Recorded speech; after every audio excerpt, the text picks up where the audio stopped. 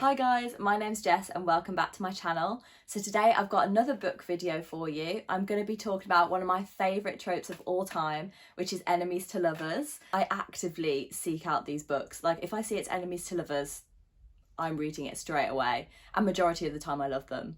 And I read them from all different genres as well, so because I have so many to recommend, I thought I'd split it into two videos. So today I'm going to be talking about enemies to lovers in the new adult genre, and then next time I'll do enemies to lovers but fantasy fiction. So let's get right into the video. So the first book on my recommendations is Roomhate by Penelope Ward. So this book focuses on a girl called Amelia, and when she was younger she had like a childhood best friend called Justin, but now it's years later, they're both, I think they're like in their 20s, they haven't seen each other since. And then really sadly her grandma passes away, but her grandma in her will leaves a beach house behind, and she leaves it to Amelia and Justin, even though they haven't seen each other in years. So they both have like part ownership over this beach house. After her grandma passes away, Amelia decides to go and live there for a while, but Justin has the same idea too. So now they both end up in this new house. They haven't seen each other in years, they don't really get on anymore. He now has a girlfriend, so it's quite awkward. There's another trope in there as well, which I'm not going to say because it will spoil it a little bit. But there's just so much tension between them because obviously they both feel like they deserve to be there in this beach house and they want to enjoy it, but the other one's there as well. It's really good. I remember really enjoying this one, so it's definitely up there with my favourites. So next we've got Paper Princess by Erin. So this is the first book in the Royal series. This book is about a girl called Elle, and when the book starts her mum has just passed away, so she's now living by herself. She doesn't have any other family as far as she's aware. She's living in real poverty as well. She's really struggling to make ends meet. She's like stripping just to earn money, and then this guy called Callum Royal just turns up out of nowhere and says that he was her father's best friend and says that he has a duty to her father to look after her. So he offers for her to come and live with him. She ends up accepting. So she goes to live at his beautiful mansion. He's really rich. He's got 5 sons. None of them want her to be there. They're like, who is this stranger that you're bringing into our house? He enrolls her at school, at the same school as his sons. And there's a couple of the sons, but one in particular that she kind of has more tension with than the others. But it's really nice to see how over the series, like the relationships change. And I just remember with this series, every book would end on a cliffhanger. So I'd always want to be reading the next one, and there's so many twists. But yeah, if you like enemies to lovers and you want more than just one book, you want a whole series to get through, then give these a go. So next we have The Spanish Love Deception by Elena Armas. So this book is about a girl called Catalina, and a few years ago she moved to New York and started a new job. And ever since she started there, there's this guy at work called Aaron who's always been really horrible to her. Classic enemies to lovers, I know. So one day at work, he overhears her talking to a friend about how she needs a date to her sister's wedding. She doesn't have anyone to take, and he out of the blue offers to be her date for the wedding and says, in return, will you be my date for this event that I've got coming up? Obviously pretend date because they hate each other. So you've got the whole fake dating trope, which is really interesting when they go to the wedding because it's her family there, so you think they should know her well. They've really got to try and put on a good performance. And then there ends up being like the one bed trope as well. This is like a light-hearted enemies to lovers, loads of like banter but like in a jokey way. Next we've got Him by Sarina, Bowen and Elle Kennedy. Now, as soon as I knew that Elle Kennedy had written this, she is the author of the Off-Campus series, by the way, I was like, I know I'm going to love it. And now I'm going to be looking for more Sarina Bowen books as well. So this book is about 2 guys, Jaymin and Wes, and they used to be friends until about 4 years ago when Wes suddenly cut Jaymin off. And then they both went their separate ways to uni or college. They haven't seen each other since. But each summer, Jaymin works at a hockey camp. And this summer, Wes turns up to coach there as well. So they're now back together after 4 years. They haven't spoken to each other. They used to be best friends. And so Wes is always like Jaymin, but Jamie's trying to figure out, like, is he just my friend? Is he more than friend? So there was lots of tension in this one, but it was also really cute to see them like working with the kids as well. Like I really enjoyed the hockey camp kind of vibe. And this was the first enemies to lovers book that I read where it was 2 guys as well. And I feel like it was a really good one to start with because I just really enjoyed it. So next up we have Heartbreak Prince by C.R. Jane. So this book centres around a girl called Everly, and when she's younger she's best friends with 2 brothers, Caden and Jackson, who are both completely different personality wise, but she loves them both. and then something tragic happens, and in present day she doesn't have either of them for different reasons. And it's dual point of view, so you have her point of view and one of the brothers, and it's also going between past and present tense as well. And you're finding out what happened back then to change everything from when they were all best friends to now. So it's a bit dark in places, it's very emotional, it has a lot to do with like mental health, and so I would check the trigger warnings maybe. But it's a lot more than just a bland enemies to lovers. Like when I was looking on Goodreads for another thing to read, a lot of people in the comments were saying that this was way more heartfelt and went into depth with the characters compared to some other enemies to lovers. That's why I ended up picking it.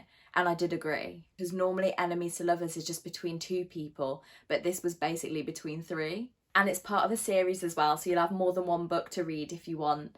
And the first one does end on a cliffhanger, so you probably will end up wanting to read the next one as well. Next we have Broken Wings by Jaymin Eve and Tate James. So this book is about a girl called Riley who was adopted when she was younger, and her adoptive parents have just passed away. Her birth mum turns up out of the blue at hospital. She's never met her before, and her mum offers to take her in. So she moves to a completely different town, has to start at a completely new school and try and make friends. And there's a group of 4 boys who run the school.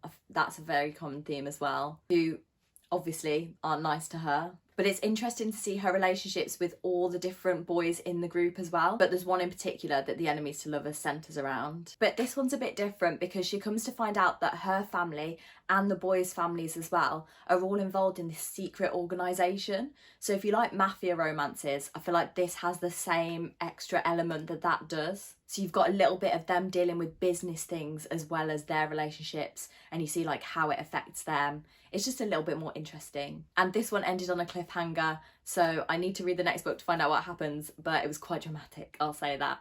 Next we've got The Unhoneymooners by Christina Lauren. So this is about a girl called Olive, and she goes to her sister's wedding, and then everyone at the wedding gets food poisoning because they ate the buffet, and the only people who didn't eat the buffet and so are fine are her and the best man. But her and the best man have never got on, and because everyone's ill, even the bride and groom, they can't go on their honeymoon. So they offer it to the 2 people who are not ill, and that's Olive and the best man Ethan. So they end up going on this honeymoon together, even though they hate each other, and they've got to pretend to be the newly married Mr. and Mrs. So it's fake dating trope, it ends up being like one bed trope as well, and they bump into people on holiday who they know, which makes it even more awkward when they've got to pretend that they're dating. And it was such a lovely, like light-hearted summer enemies to lovers. Definitely one for a happy read. Then we've got Tough Shit by Sheridan Ann. So this is about a girl called Oceana, and she lives in a really rough area. She's friends with a group of boys that are linked to a gang. So she's quite tough, as the book suggests, and can like stick up for herself. And then one day her mum gets offered this new position as a cleaner for a really rich guy who says that they can both live in his house. So her and her mum completely move their lives like across the country and go and live in this really big mansion, and she has to start all over again at a new school, trying to make new friends, etc, etc. But the son of the guy whose house it is, called Colton, doesn't want her to be there at all and hates her from the minute that she gets there and tries to make her life miserable. And there's also family drama going on with him and his dad as well. And then you've got the rivalry between her home friends and the new people that she starts to make friends with, because her friends from back home will come and visit her at her new house. So you've got a proper rivalry there. You've got family drama going on. There's quite a few twists and turns. And I read this a while ago, but I remember really wanting to read on because it's a series as well. And lastly, I've got 3 books that I thought it wouldn't really be an enemies to lovers video if I didn't include them, but I know a lot of people have read them already because they're so popular, so I just thought I'd put them at the end, and I'm just going to explain them even more briefly than the others. So first we've got The Hating Game by Sally Thorne. This is my favourite workplace enemies to lovers. So it's set at work, the 2 people that it's about are going for the same promotion at work, and then they have to go on some work trips like bonding days, activity days, and it's really, really popular. And I'd say it's a lot of people's favourite enemies to lovers for a reason, so I'd definitely give this a go if you haven't. And try and read it as well before it becomes a film, because it's becoming a film soon with Lucy Hale, who is in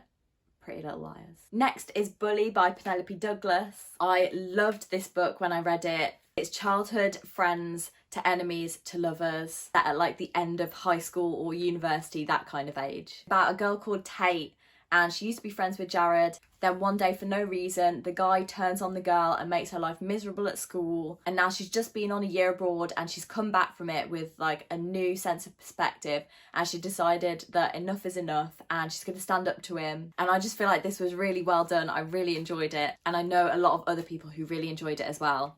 And last but not least, we've got Punk 57 by Penelope Douglas. So this book is about two pen pals, Misha and Ryan, and they've been writing to each other for years. They decided when they first started it up that the only contact they were going to have was these letters that they're writing to each other. So they have no social media, they don't know who each other is. Then one day, Misha uncovers Ryan's identity and he realises he really doesn't like who she is in person. She seems completely different to the girl he's been writing to in these letters. But she has no idea that he knows who she is and that he knows her in real life. And I've decided that that trope where people are like writing letters to each other and then they don't realise who the other one is, but they're actually meeting in real life without knowing it, is like one of my favourite tropes now. And I've only read a couple books with it in, but if you know any more books that have that in, please let me know, because I've just always really enjoyed them. I think I actually might do a whole video on that. I might search out some books that have that in and then do a whole video just on that, which is very specific, but I love it. So thank you so much for watching. I hope you enjoyed it. I hope you got some new recommendations. I tried to give some that I don't see everywhere, that are a bit more unknown. So hopefully you've got some new ones to try. And I'm going to be filming my Enemies to Lovers, but the fantasy genre, very soon. So if you like reading Enemies to Lovers but you prefer fantasy, then keep watching for that. And if you've read any other Enemies to Lovers that you've really enjoyed, let me know, because I'm always on the lookout for more. I literally love reading them. I can never get enough and I always need more. So thank you again for watching. I hope you have a lovely week and I'll see you in the next one. Bye.